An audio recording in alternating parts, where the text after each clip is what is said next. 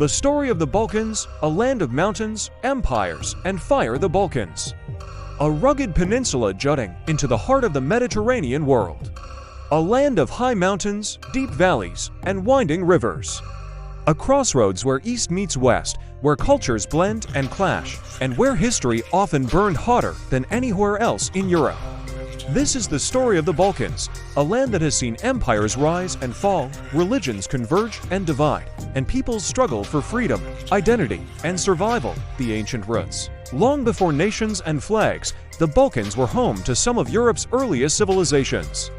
The Thracians roamed the plains, Illyrians dwelled in the mountains, and Greeks built shining city-states along the coast. In the south, the glory of ancient Greece shaped philosophy, democracy, and art. The city of Athens influenced not just the Balkans, but the entire world. To the north, the Kingdom of Macedon, under Philip II and his son Alexander the Great, conquered lands stretching as far as India. The Balkans had already birthed one of history's greatest empires. Later came the Romans. They carved roads across the peninsula, founded great cities like Split and Belgrade, and made the Balkans a vital frontier of the empire. Christianity, spreading from the east, found fertile ground here.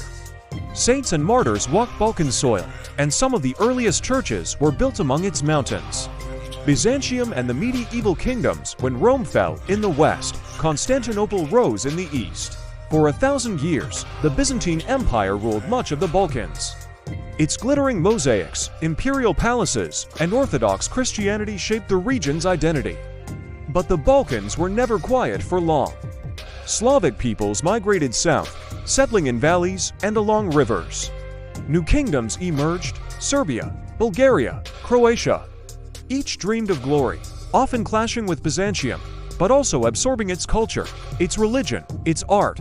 The Bulgarians created a powerful empire under rulers like Simeon the Great. Serbia flourished under Stefan Duzin, whose empire stretched from the Danube to the Aegean. Croatia and Bosnia carved out their own paths, balancing between East and West, Catholic and Orthodox, local lords and foreign kings. By the Middle Ages, the Balkans had become a mosaic of faiths: Orthodox Christianity in the east, Catholicism in the west, and Jewish communities thriving in towns. But change was coming from the east. The Ottoman centuries. In the late 14th century, a new power arrived: the Ottomans. Born in Anatolia, the Ottoman Turks crossed into Europe and began their steady conquest. In 1389, the famous Battle of Kosovo was fought. Though legends and songs later gave it mythical meaning, the real battle marked the beginning of centuries of Ottoman dominance. By the mid-15th century, Constantinople itself had fallen. Renamed Istanbul, it became the beating heart of the Ottoman world. The Balkans were transformed. Mosques rose beside churches. Markets bustled with goods from 3 continents. Peoples of many faiths and tongues lived under Ottoman rule, but life was not easy. Heavy taxes, forced recruitment of Christian boys into the Janissary corps, and the dominance of Istanbul kept local rulers weak. Still, Balkan Christians preserved their faith and traditions, often through folklore, family, and the church. For centuries, rebellions flared, sometimes crushed brutally, sometimes tolerated. These uprisings kept alive the dream of freedom. And by the 19th century, those dreams began to take fire. The Age of Nationalism. The 19th century was an age of revolutions. Across Europe, nations demanded independence from empires. In the Balkans, the first sparks came from Serbia. Uprisings in 1804 and 1815 carved out a Serbian principality. Greece followed, launching its War of Independence in 1821. By the 1830s, Greece was free, with the support of Britain, France, and Russia. One by one, Balkan peoples rose. Bulgaria's April Uprising of 1876, though crushed with terrible massacres, drew international outrage and sympathy. Romania, Montenegro, and Serbia expanded. The Russo-Turkish War of 1877–78 brought dramatic changes, freeing Bulgaria and shaking Ottoman rule. But freedom brought rivalry. Who would control Macedonia? Who would rule Bosnia? The great powers of Europe, Austria-Hungary, Russia, Britain played their own games, often dividing the Balkans further.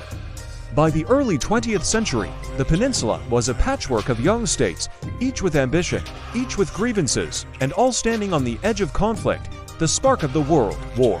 In June 1914, in Sarajevo, the capital of Bosnia, a young Bosnian Serb nationalist named Gavrilo Princip fired 2 shots. His target was Archduke Franz Ferdinand of Austria-Hungary. The shots killed the Archduke and his wife and set off World War I. The Balkans had once again become the powder keg of Europe. During the war, the region was torn apart by battles, occupations, and suffering. After the war, Austria-Hungary collapsed and new states emerged.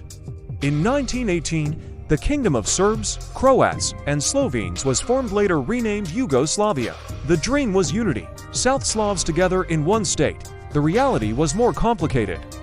Ethnic and religious tensions remained, and political struggles made stability fragile. The Balkans in World War II. The Second World War brought devastation. Nazi Germany invaded Yugoslavia and Greece in 1941. The Balkans became a battleground of occupiers and resistance. In Yugoslavia, communist partisans led by Josip Broz Tito waged a fierce guerrilla war, eventually liberating the country. In Greece, resistance movements fought bitterly, though civil war erupted soon after. Romania and Bulgaria, allied at first with Germany, switched sides before the war's end. By 1945, the Balkans were free of fascism, but divided by the Iron Curtain. The Cold War era. After World War II, most of the Balkans fell under communist rule. Bulgaria, Romania, and Albania became part of the Soviet orbit. But Yugoslavia, under Tito, took a unique path independent of Moscow, leading the non-aligned movement and balancing East and West. Life under communism was marked by industrialization, strict governments, and isolation from the wider world. Albania closed itself off completely. Romania's Nicolae Ceausescu built a harsh dictatorship. Yugoslavia offered more freedoms, but simmering ethnic tensions remained beneath the surface. For decades, the Balkans were quiet compared to their stormy past. But when communism collapsed in the late 20th century, the old fires reignited. The Yugoslav wars in the 1990s, as Yugoslavia began to fall apart, war returned to the Balkans. Slovenia declared independence in 1991, followed by Croatia and Bosnia. Violence soon followed. The wars of Yugoslav succession were brutal. Ethnic cleansing, sieges, massacres. The world watched cities like Sarajevo suffer years of bombardment. Neighbor fought neighbor, community against community. By the late 1990s, Kosovo became the center of conflict as Albanians demanded independence from Serbia. NATO intervened with airstrikes in 1999, forcing Serbian forces to withdraw. The wars ended with Yugoslavia shattered into independent states: Slovenia, Croatia, Bosnia and Herzegovina, North Macedonia, Montenegro, and later Kosovo. The dream of South Slavic unity had collapsed in blood. The Balkans today, in the 21st century, the Balkans are still healing from their past. Some countries, like Slovenia and Croatia, have joined the European Union. Others, like Serbia, Bosnia, and Albania, still aspire to join. Kosovo's independence, declared in 2008, remains contested. Yet the Balkans remain what they have always been, a crossroads. East and West still meet here, through trade, culture, and politics. The scars of history remain, but so does resilience. The music, the food, the languages, and the traditions of the Balkans speak of survival and diversity. The history of the Balkans is not just a story of wars and empires. It is also a story of survival, of peoples who endured centuries of conquest and conflict yet kept their languages, their songs, their faiths, and their dreams. The mountains still stand, the rivers still flow. And in every town square and village festival, the spirit of the Balkans still dances fierce, proud, and unbroken.